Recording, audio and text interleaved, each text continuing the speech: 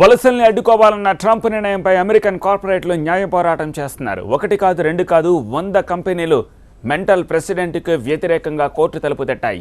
ఇంతకీ వలసల్ని ఆపితే కంపెనీలకు వచ్చే ఇబ్బందులేమిటి? ప్రభుత్వం తీసుకున్న నిర్ణయంపై కార్పొరేట్లకు ఎందుకింత అభ్యంతరం?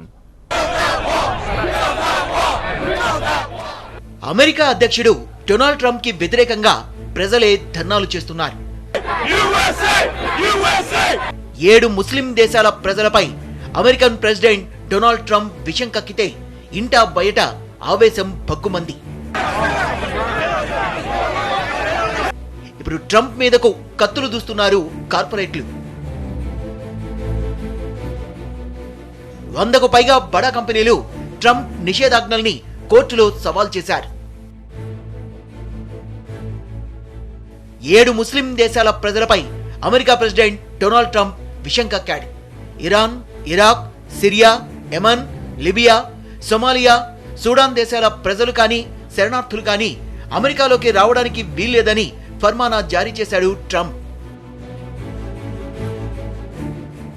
ట్రంప్ నిర్ణయాన్ని సవాల్ చేసిన కంపెనీల్లో Apple, Google, Microsoft, Facebook, Tesla, space X, Uber, Twitter, air BNB, eBay, Dropbox, lift, Spotify, kick starter, Amazon, Coca Cola, Intel, Ford, Netflix వంటి కంపెనీలన్నీ గొంతెత్తి యువరానారు అంటున్నాయి.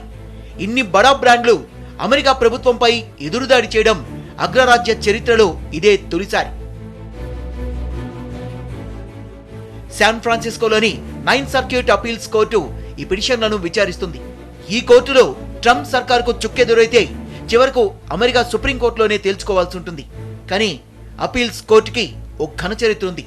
రాజ్యాంగ సంక్షోభాలకు సంబంధించిన అనేక కేసుల్లో ఈ కోర్టు ఇచ్చిన తీర్పే దాదాపు ఫైనల్ అని అమెరికన్ న్యాయ కోవిదులు చెప్పే మాట. అయితే ఇన్ని అమెరికా కంపెనీలు ఒక్కసారిగా ట్రంప్ మీద ఎందుకు విరుచుకుపడుతున్నాయన్నదే అసలు పాయింట్. ట్రంప్ నిషేధం విధించిన 7 దేశాల్లో ఈ కంపెనీలకు వ్యాపారాలున్నాయి. 2001 నుంచి ఈ 7 దేశాలకు చెందిన వ్యక్తులు అమెరికాలో ఎలాంటి ఉగ్రదాడికి పాల్పడలేదని ఈ కంపెనీలు వాదిస్తున్నాయి. అమెరికాకు వలసలపై నిషేధం విధిస్తే అమెరికన్ కంపెనీలు నిపుణుల్ని ఆకర్షించలేవనేది ఈ కార్పొరేట్ కంపెనీలు చెబుతున్న మాట.